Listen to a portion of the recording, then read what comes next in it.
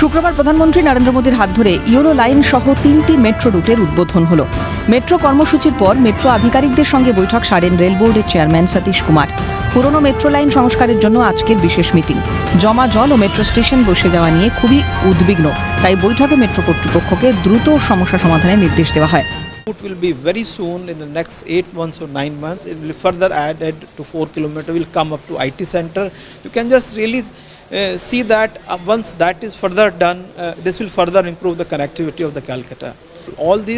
All assets require maintenance, and so more so that's why we are also maintaining it well. It's not that so sometime issues come up, we really maintain it. It was a dream of the people of Calcutta for ages.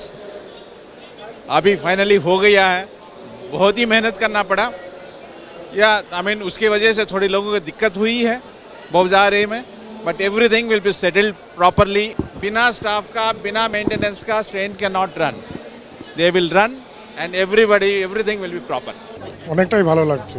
এই কাজের সাথে তো নিশ্চয়ই যুক্ত, মানে অবশ্যই। এই লাইনটা হচ্ছে, হ্যাঁ, তাহলে নিজেকে কি এটা আলাদা অ্যাচিভমেন্ট মনে হচ্ছে, অবশ্যই মনে হচ্ছে। একদম খুব সুন্দর হয়েছে, খুব ভালো হয়েছে। এটা পাবলিকের খুব সুবিধা হবে, খুব ভালো। কি বলবেন বাড়িতে কি? বাড়ি থেকে বলবো যারা এখানে দেশবাসী যারা থাকে বা অফিস যারা যাতায়াত করে তাদের পক্ষে খুবই সুবিধা। সম্প্রতি মেট্রো স্টেশন বিপর্যয় হচ্ছে, তারপর থেকেই তৎপর রেল বোর্ড। সেই সব বিষয় নিয়ে আলোচনা এই বৈঠকের মূল উদ্দেশ্য।